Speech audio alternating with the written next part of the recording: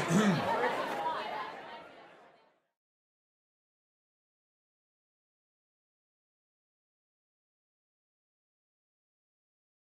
any of you at the performance last night?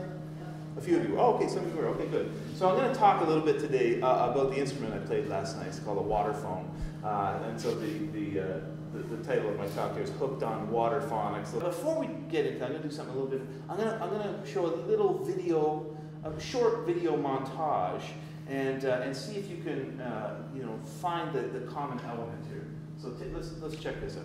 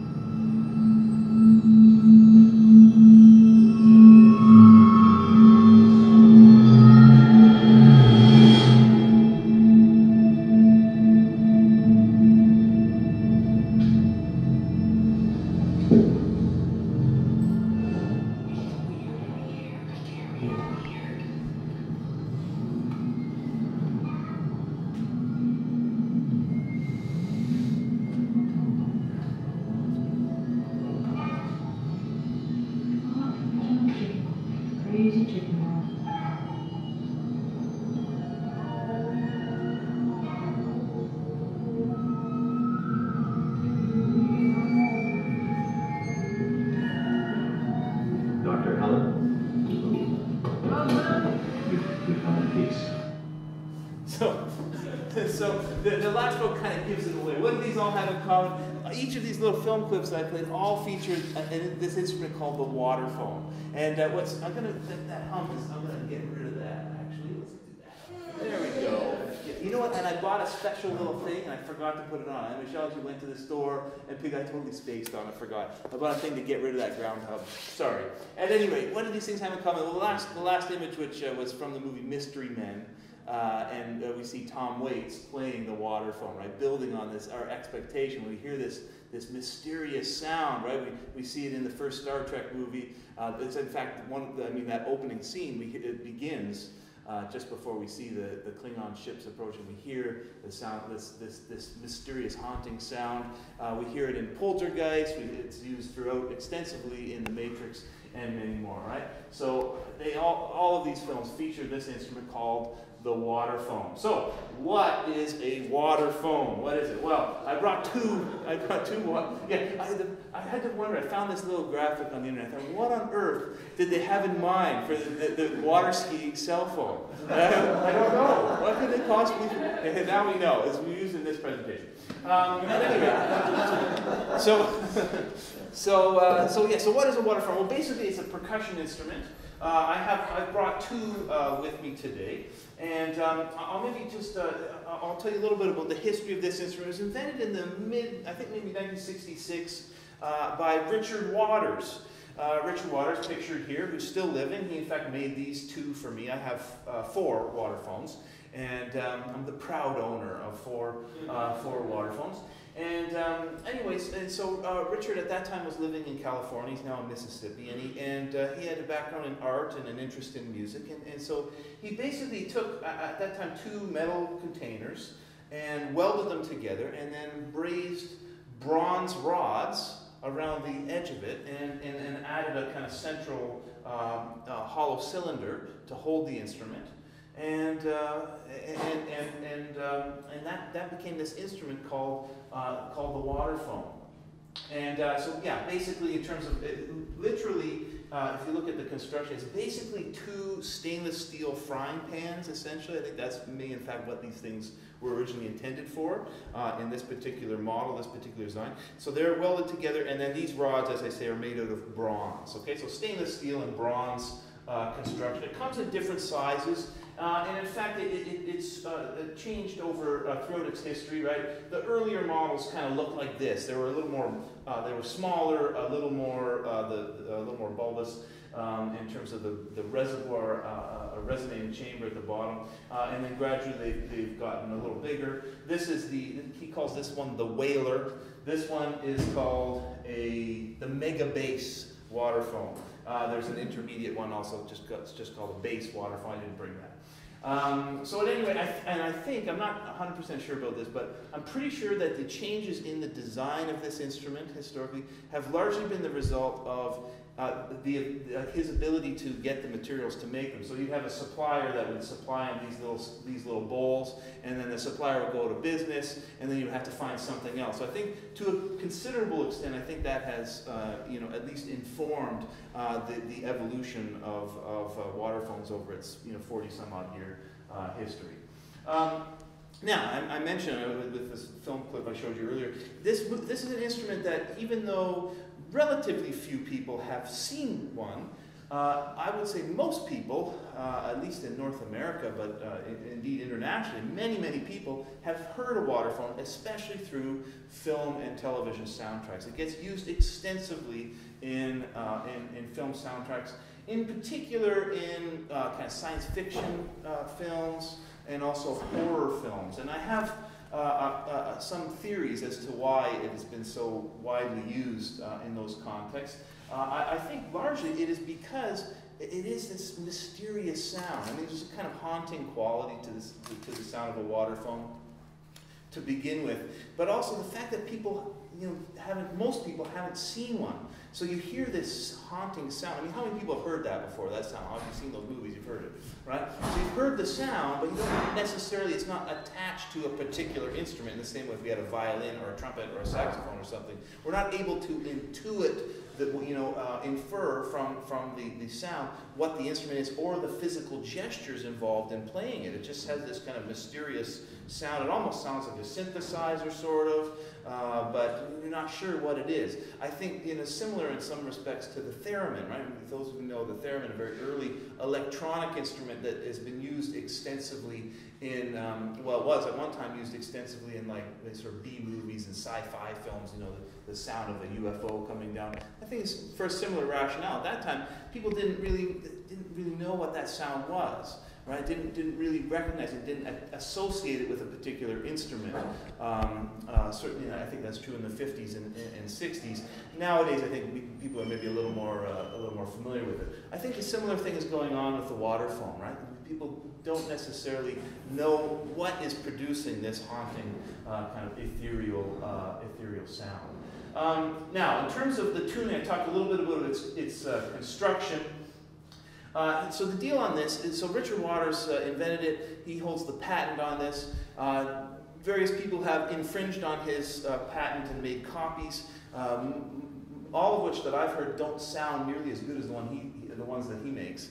But the deal with him is basically he makes them to order, but you sort of get the tuning that you get. He tunes them all individually. They're all tuned by ear. He will not tune it to a particular tuning system.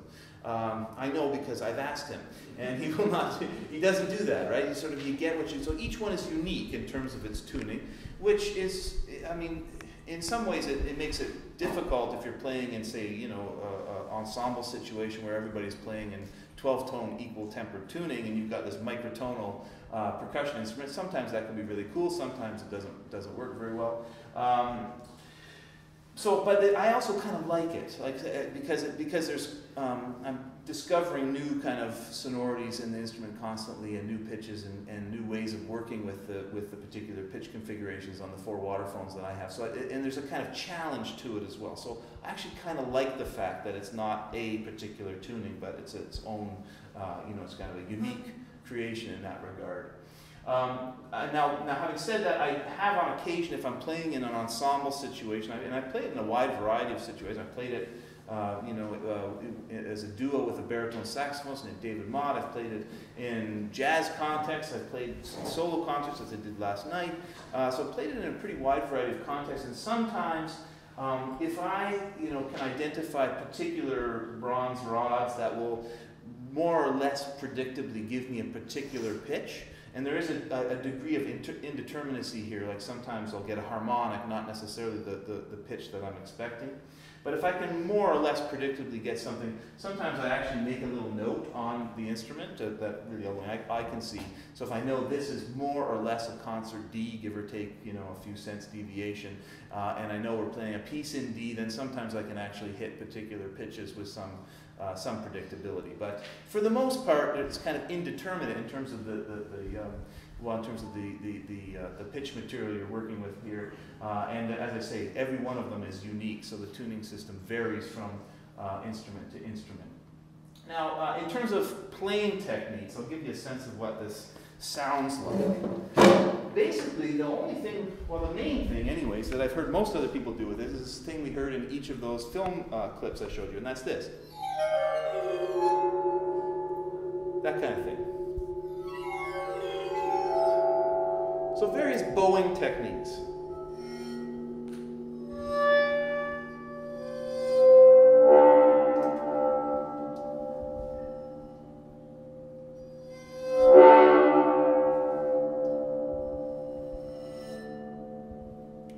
Now the other thing, of course, that is quite common with this instrument, so it's called a waterphone, right? The guy who invented it is named Richard Waters, but it's also played generally with water inside, and I'll show you the effects of adding water to the instrument.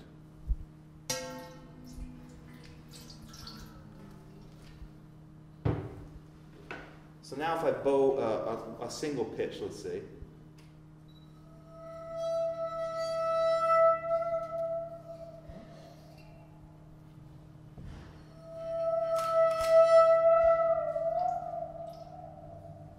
can you hear the sort of glissando effect, or the kind of echoey effect?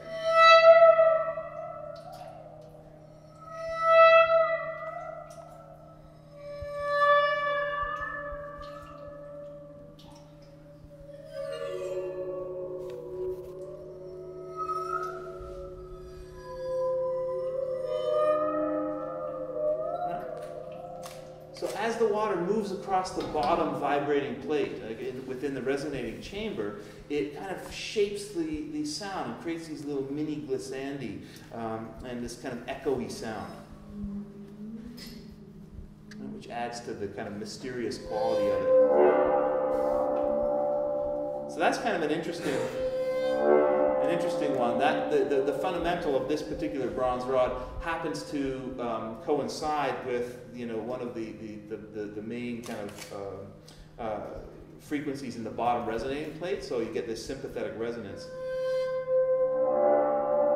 So after the fact, that's kind of nice, a nice one. It's not that doesn't happen to quite that same extent on all the instruments. This one is particularly sensitive in that regard.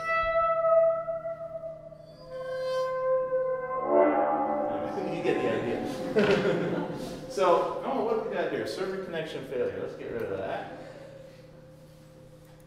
Okay, there we are. So that's sort of the common thing. You know, bowing techniques tend to be the main thing that most people do with this particular instrument.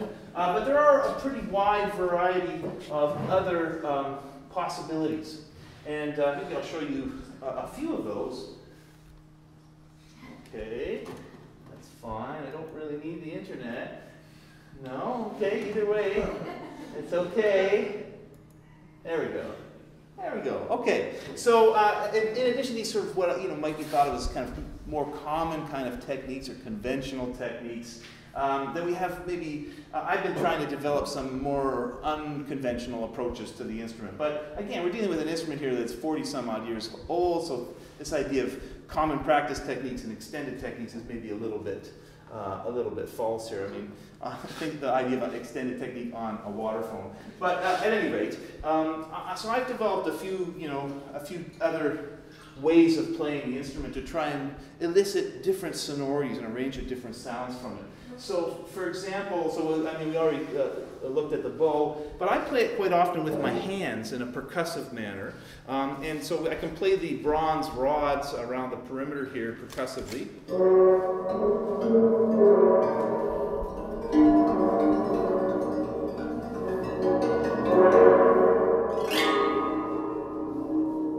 I can also play the bottom resonating plate almost like a membrane. Usually we think of drum membranes as being made of skin, either synthetic or animal skin, but here it's almost like a kind of membrane made of steel. Okay? So you get that sort of gong-like tone. And sometimes I'll apply playing techniques from other traditions. So almost like if I treat it like a frame drum, right? You get different sounds. And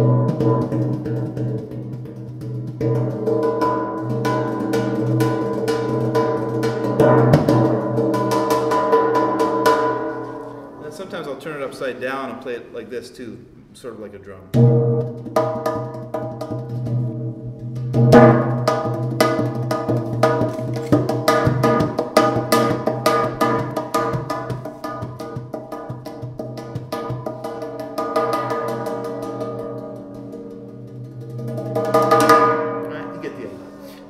And then we can use mallets of various kinds on here. These are some old beat up vibraphone or marimba mallets. So we can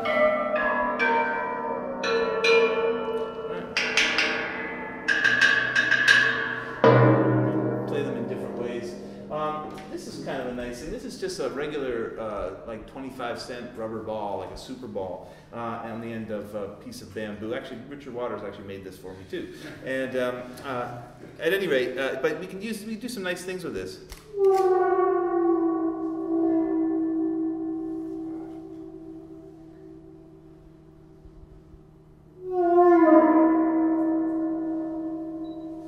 It sounds vaguely whale-like, and in fact, this instrument has, believe it or not, this has not been lost on other percussionists. People have, in fact, tried to use this as a way of engaging in interspecies music making with whales, especially in something like this.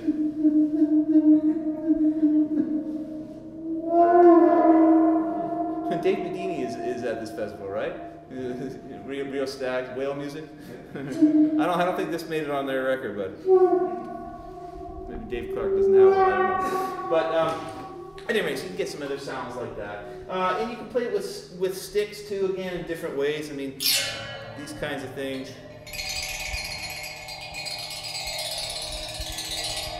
There's all kinds of possibilities. Sometimes I'll do this.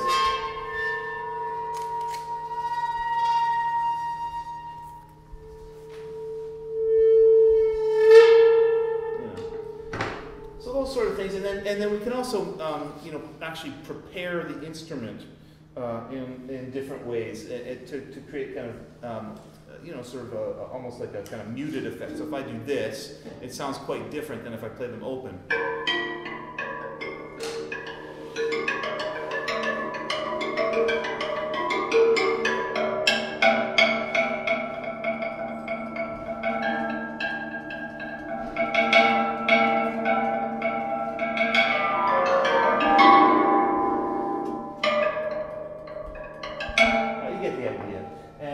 Sometimes I'll wrap it in cloth, again to get a kind of different, just to get a different sonority, a different, kind of muted quality here.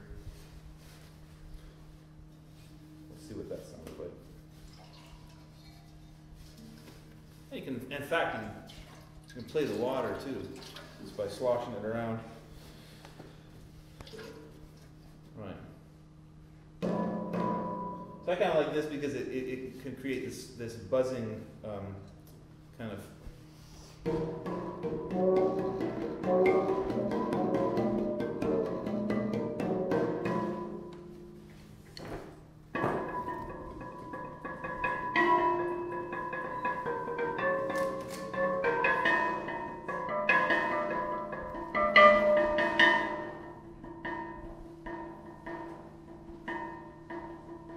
So it becomes a different instrument.